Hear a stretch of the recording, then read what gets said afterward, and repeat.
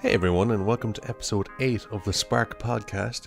My name is Jack, I'll be your host, and today we are going to talk about playing cards and the number 52 factorial. I'll get to that number in a while. First off, we're going to see where playing cards came from originally. They came from the East. I say the East, I mean Asia. There's not a lot of historical evidence of them at the very start because they were made of paper, and paper doesn't really last that long. There's clear historical evidence that playing cards began to appear in Europe around the late 1300s and early 1400s, but they seem to have been imported from the East by crusaders or traders. It seems to be that they originated in Asia, but we actually have no clear and precise proof. There's a little bit of evidence that some kind of games involved playing cards, where they would say use them as what we use today as poker chips, where they would represent the money that you'd have on a bet, or they would be used alongside older games like chess or dice, and sometimes be involved in the games themselves, but they weren't kind of on their own until after they were used with these games. Which is kind of interesting. They came in as like an accessory to other games, and then we use them. Well, we don't use them every day, but some people do. Then they kind of came through Europe, through Italy and Spain, Germany, France, and England, and eventually made it through to the United States, where they became extremely popular. There's a lot of interesting little tidbits about playing cards. Like there was I suppose you could call it a historical or a limited edition deck that Bicycle did. Bicycle are like the biggest playing cards manufacturer. They make the best ones, apparently. If you ever see a magician on TV, chances are he's using a Bicycle deck of cards. Or like the ones that they use in casinos are probably Bicycle. But they did a really cool thing during World War II and the Vietnam War, is they issued a specific deck to the American troops, and if you took the deck out and laid it out in order and made like a big square out of it, it made a map of the country you were in. So if you're going to Germany, you got the Germany deck of cards. If you're going to Vietnam, you got the Vietnam deck of cards, or France, or wherever. And it was designed to help them escape from captivity or to find their way out. I don't know. It's cool. You have a map of where you're going. But that's besides the point. Cards have come a long way since their origin. Jesus, I can't even talk. There's a lot of evidence of cards being growing up alongside tile games, being developed alongside tile games, like dominoes or mahjong. I've never played mahjong. I'd like to learn a bit more about that. So maybe that's another podcast. I'll have to add to the list. There was certain decks of cards that had 40 cards. I think the Spanish decks have 40 cards, and there's other like older decks that have like 30, 29 cards. The everyday deck of cards that you can buy in a shop now, it's a 52 card deck with 4 suits. There's the hearts, the spades, the diamonds, and the clubs. Apparently they're supposed to represent things. It's said that each of the suits on a deck of cards in a card game represents the 4 major pillars of the economy in the Middle Ages. Heart represented the church, spades represented the military, clubs represented agriculture, and diamonds represented the merchant class. I don't know how accurate these things are. They also represent other things. 52 cards is supposed to represent the 52 weeks of a year. And if you add up say if you take an ace as 1, like 2 is 2, 3 is 3, up to 10 is 10, jack is 11, queen is 12, and a king is 13. If you add all up those numbers, it equals 365. So that's the number of days in a year. The 4 suits are meant to represent the 4 seasons. 13 cards in each suit represent the 13 weeks in each season. But that's just simple maths, because there's 13 times 4 is 52. And, people are just making connections. The 12 royals represent the 12 months, apparently. I don't know which ones are which. I couldn't find out. These are just people giving me random facts. The 2 red and the 2 black suits are meant to represent the 4 different solstices. I didn't know there was 4 different solstices. I thought there was 2. I thought there were, well, I suppose it is it an equinox? Is the halfway point between the winter and summer solstice? I don't know, the longest day in the year and the shortest day of the year, and I imagine the middle points are the other 2 that they're talking about. The suits are also meant to represent the 4 natural elements. Hearts are water, clubs are fire, diamonds are earth, and spades are air. I think this is complete bullshit. It's just people just drawing random fucking things together. Because there's 4 of these and there's 4 seasons, so they must represent the 4 seasons.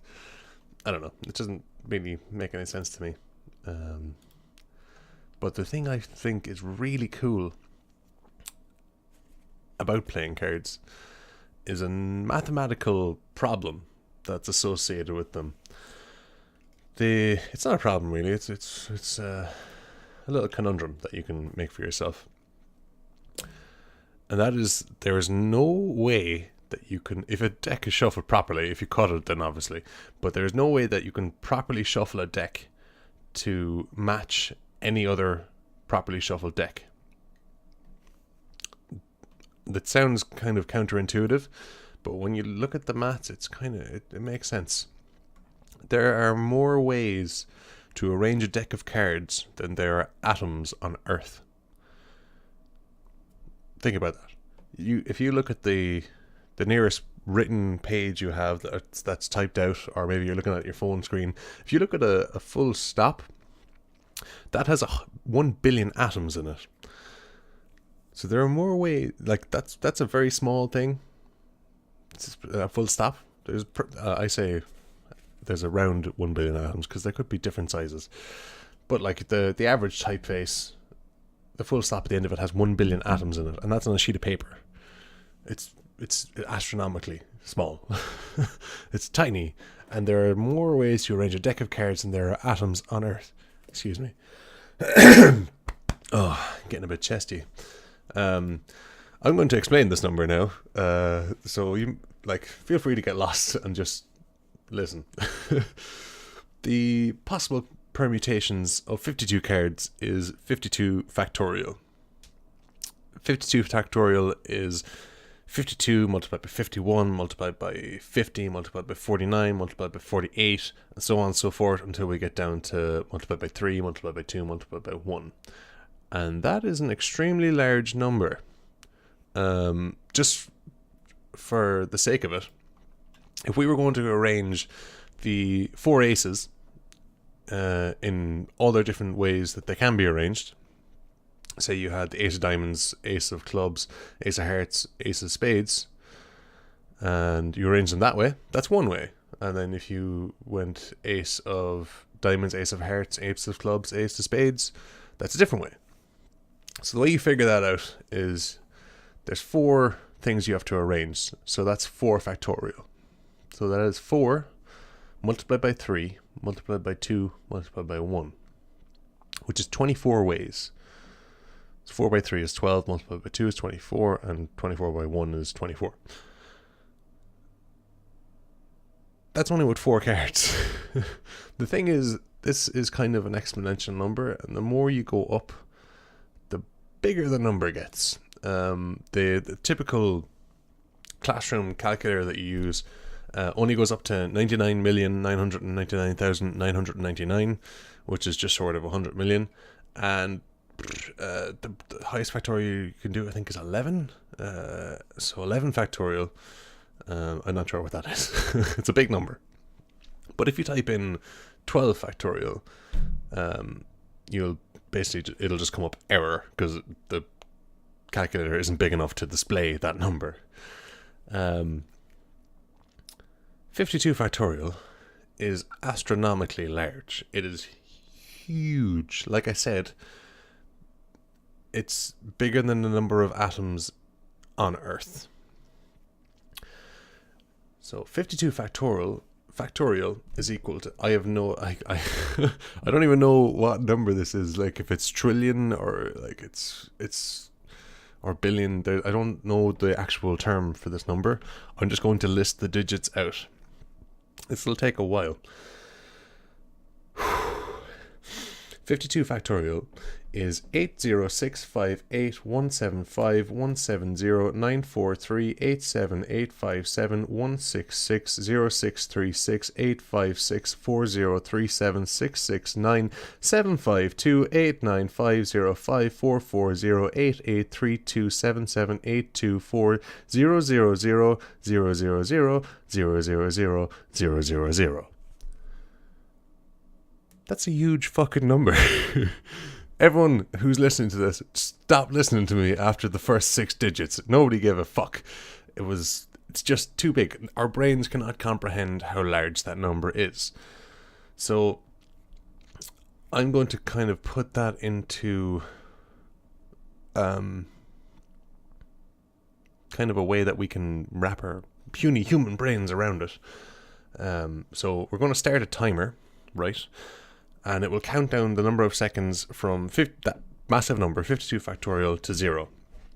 And we're going to see how much fun we can have before the timer counts down all the way. So what you need to do is you need to start by picking your favorite spot on the equator, anywhere at all, doesn't really matter. And you're going to walk around the world along the equator. But we're going to take a very slow pace. We're going to take our time of 1 step every billion years. Make sure you bring your pack of playing cards so you can get in a few quadrillion hands of solitaire just to keep yourself going between the steps.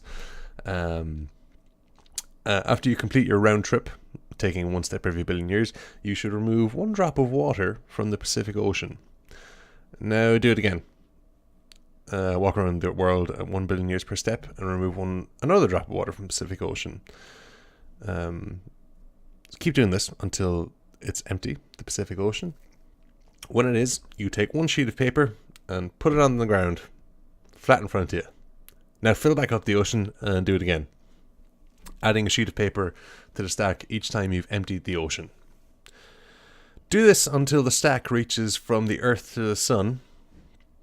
And then when we look at our timer, we'll see that the 3 leftmost digits haven't even changed. We still have 8.063 to the power of 67 more seconds to go. So that's quite a lot. So we'll take down the stack of papers and we'll do it again 1,000 more times. And unfortunately, that still won't do it. We're down to 5.385 to the power of 67 seconds left. So we're about a third of the way done. We're getting there. Now we're getting bored of this stacking paper to the sun thing. So we're going to try something different. To pass the remaining time, we're going to shuffle our deck of cards, and every billion years, we're going to deal ourselves a 5-card poker hand. Every time we get a royal flush, we buy a lottery ticket. If that ticket wins the jackpot, we throw 1 grain of sand into the Grand Canyon in America. And we keep going. We repeat this until we filled up the Grand Canyon with sand. Every time the Grand Canyon is filled up with sand, we remove 1 ounce of rock from Mount Everest.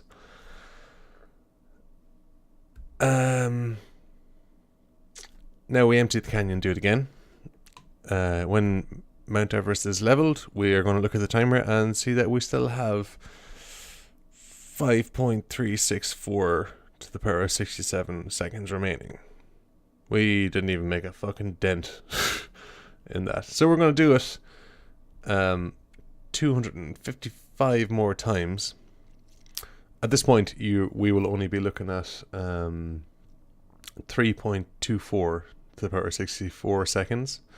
And timer would finally reach zero sometime during the 256th attempt to tear down Mount Everest. That's a long fucking time. That is a big number. We've walked around the Earth enough times to stack paper to the sun 1,000 times. Taking a pace of 1 billion, or 1 step every billion years. It's nuts. It's a crazy, crazy amount of time. There's so many ways you can possibly configure it. So the next time that someone deals a deck of cards and they properly shuffle it, there is no way that you have ever seen that deck of cards again. There's just mathematically impossible. It can't happen. If someone starts shuffling decks now, it's going to take them like that long to do it. If you shuffled one deck of cards every second we were doing that, you wouldn't get the same deck of cards ever. Not once. And it takes more than 1 second to shuffle a deck of cards, so there's no way. And that's like the thing is, in reality, this could never happen. Like after like two or three steps, the Earth would be gone.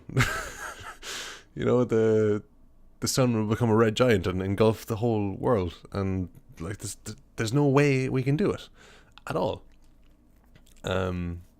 Which makes it more amazing when you get like an amazing poker hand.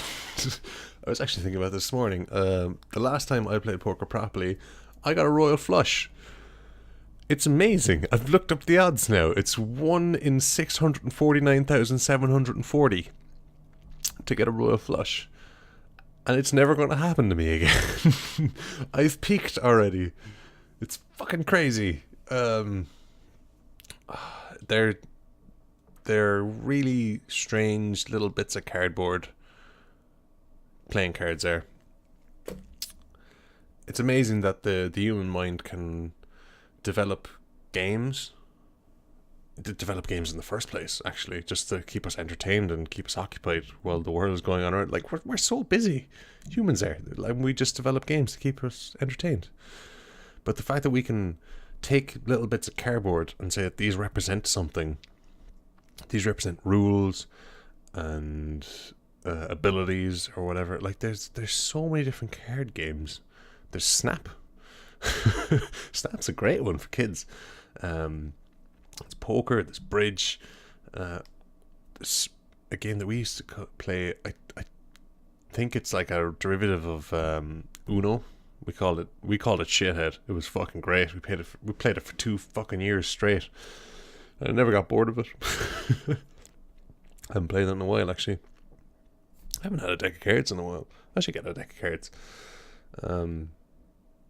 That's actually something. Bridge and poker use 2 different sets of cards. The bridge cards are slightly narrower because you were holding more of them in your hand at once.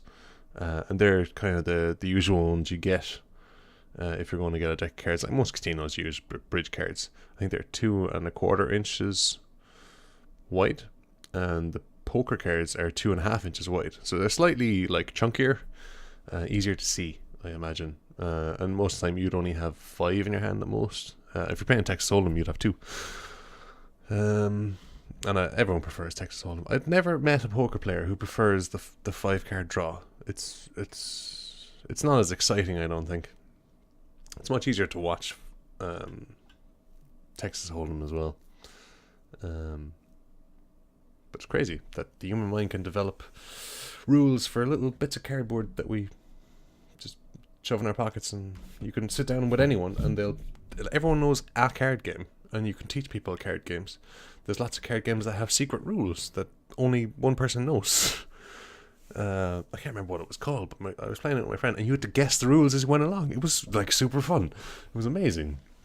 And then they developed into like specific card games like Magic the Gathering and fucking Yu-Gi-Oh! And Pokemon, and they all just derive from using little rectangular bits of cardboard that represent things.